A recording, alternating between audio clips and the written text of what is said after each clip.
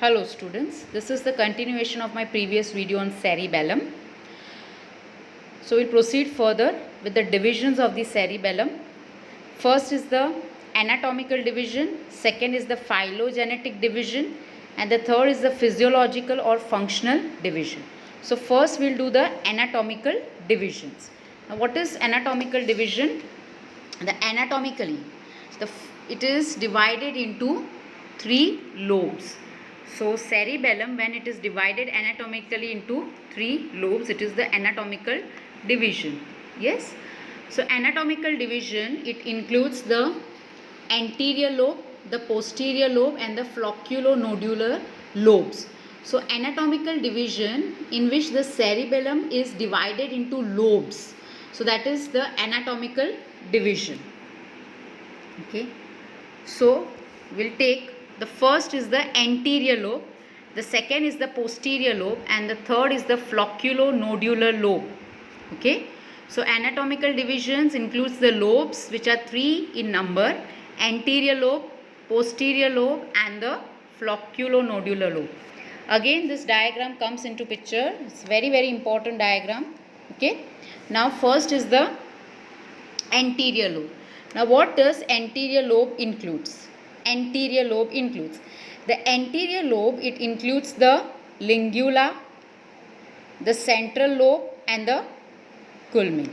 So that part of the cerebellum which includes the lingula, the central lobe, and the culmen is the anterior lobe, and it is separated from the posterior lobe by primary fissure. The primary fissure which is present between culmen and lobulus simplex, it separates the anterior lobe of the cerebellum from the posterior lobe. Okay. So what does anterior lobe includes? Lingula, central lobe, and culmen. This is all important for MCQ point of view also. Okay. So the anterior lobe, it includes the lingula, central lobe, and the culmen, and it is separated from the posterior lobe by the primary fissure. Okay. Now next lobe will take the posterior lobe. Okay. The next lobe is the posterior lobe. So if you see here also, just a different view. This is the anterior lobe. This is the primary fissure. You can see. So anterior lobe is separated from the posterior lobe with the help of primary fissure. Yes. And you can see the posterior lobe and the flocculonodular lobe, there is posterolateral fissure. Easily you can view in this diagram. So anterior lobe is separated by the posterior lobe via the primary fissure, and posterior lobe is separated via the flocculonodular lobe via the posterolateral fissure. This is the flocculonodular node, this is the posterior lobe, and this is the anterior lobe. So flocculonodular lobe, anterior lobe, posterior lobe. This is the anatomical division of the cerebellum. So we talked about the anterior lobe. It is separated from the posterior lobe, okay, by primary fissure. Yes. And this anterior lobe, it includes which parts of the vermis? The lingula, the central lobe, and the culmen. Okay, so anterior lobe consists of lingula, central lobe, and culmen.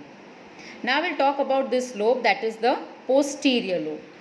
Now posterior lobe, it consists of, what does the posterior lobe consist of? The other parts.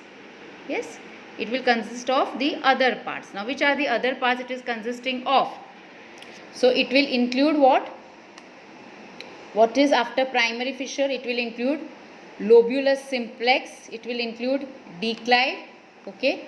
It will include declive, lobulus simplex, then the tuber, the pyramid, the uvula, the parafolliculi, and the two portions of the hemisphere, with the ensiform lobe and the paramedian lobe. Okay. So the posterior lobe, it consists of simplex, declive, tuber, pyramid, uvula, paraflocculi, and the two portions of the cerebral hemisphere, which I mentioned in my previous video. The large portion of one cerebellar hemisphere is the ensiform lobe, and the small portion of the cerebellar hemisphere is the paramedian lobe. So that is included in the posterior lobe. So posterior lobe is quite big lobe. Yes, you can easily see the posterior lobe is quite big, and the floccular nodular lobe is small. So posterior lobe is quite big, and this posterior lobe, it consists of what? Lobulus simplex. You can see easily in this diagram. It consists of lobulus simplex after the primary fissure. So primary fissure is separating the anterior and posterior lobe. So posterior lobe consists of lobulus simplex, declive, tuber, pyramid, uvula, and the paraflocculus, and the two large and the small lobes of the cerebellum. Okay. The last lobe is the flocculonodular lobe. It includes nodules and the lateral extension on either side called flocculus. It is separated from rest of the cerebellum by the posterolateral fissure. Yes, very easy. Okay. So the next lobe is the flocculonodular lobe. So flocculonodular. So it consists of nodules and the extension of the nodules, that is the flocculus. This is the flocculonodular lobe. Okay, and it is separated with the help of the posterolateral fissure. So it is separated from rest of the cerebellum by the posterolateral fissure. Okay, so this is the anterior lobe, this is the posterior lobe, and this is the flocculonodular lobe. Okay, so this diagram is important from each and every part of the cerebellum. You take the lobes, you take the fissure, you take the parts of the vermis. This is very, very important diagram. Okay, you should draw this diagram again and again for better understanding of the cerebellum. Okay, we'll proceed further with the phylogenetic divisions. The next division, okay, phylogenetic division means as per the evolution.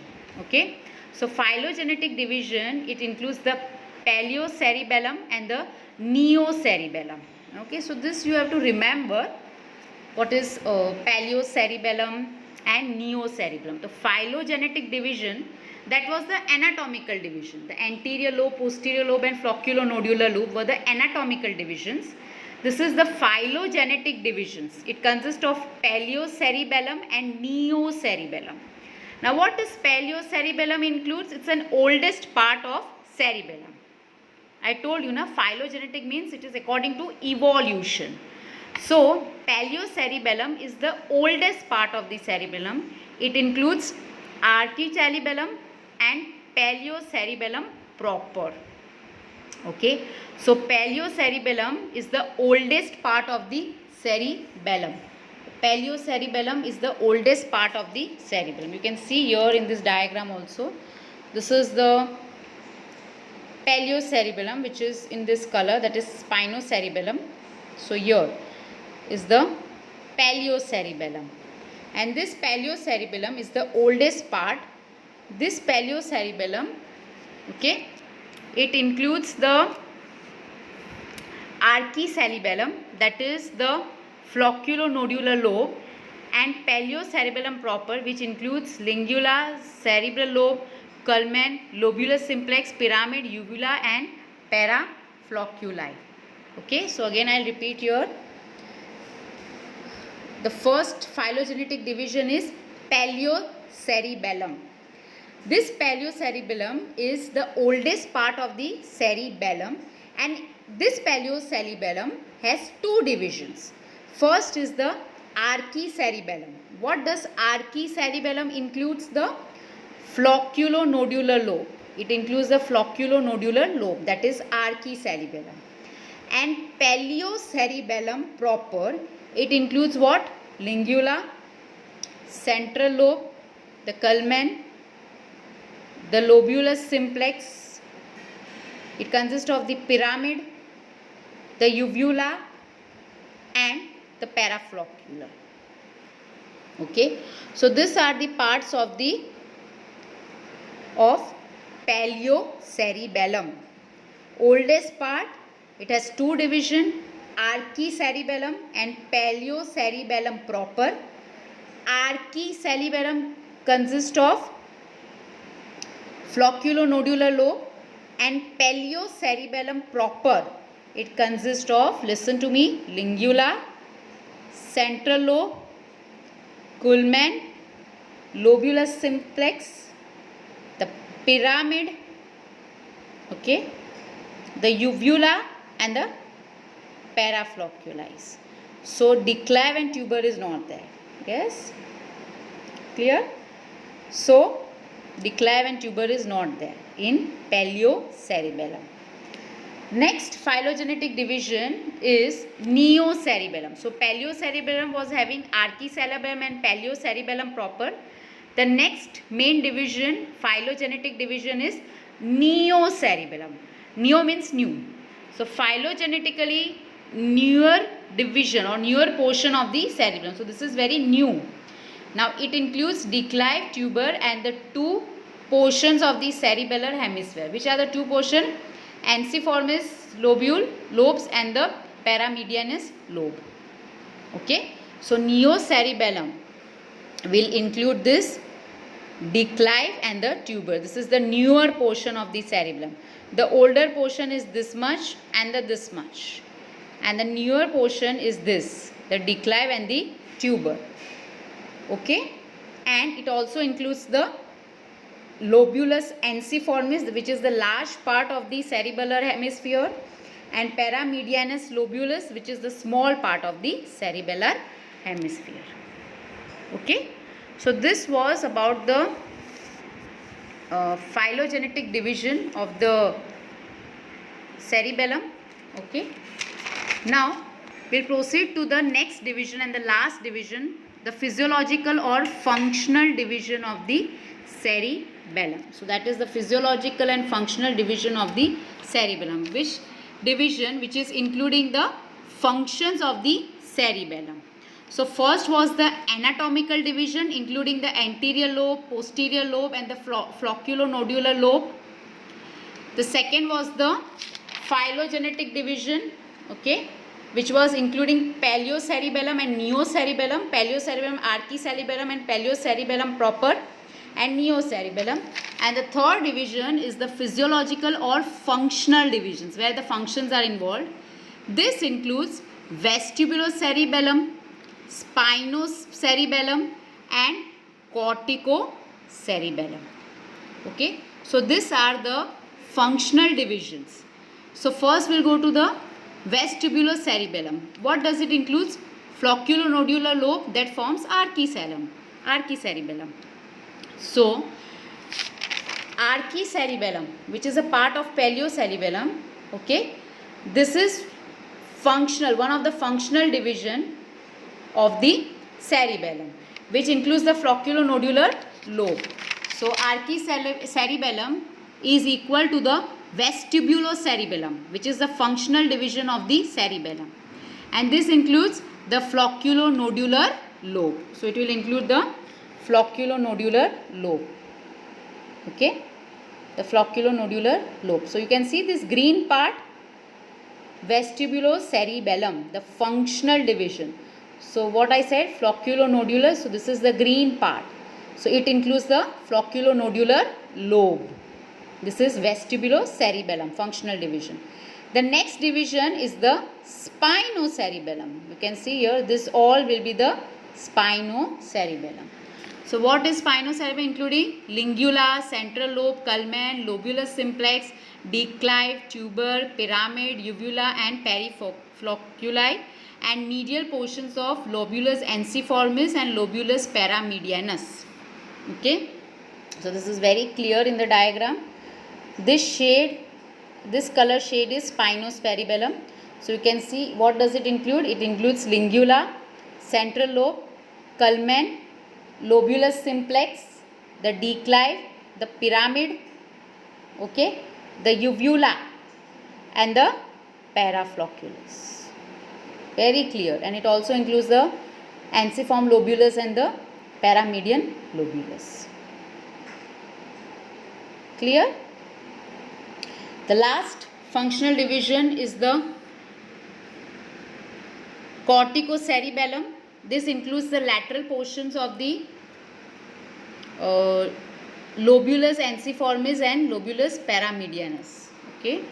So now this is lobulus paramedianus and lobulus ensiformis. You can see here. So this is the large portion which is the lobulus ensiformis, and this is lobulus paramedians. Okay. So this is the corticocerebellum division. That is one of the functional division. Okay. So what we studied in this video about the anatomical divisions, the phylogenetic division, physiological, functional division. So the anterior lobe, okay, that is the anterior lobe. It consists of lingula, central lobe, okay, and the culmen.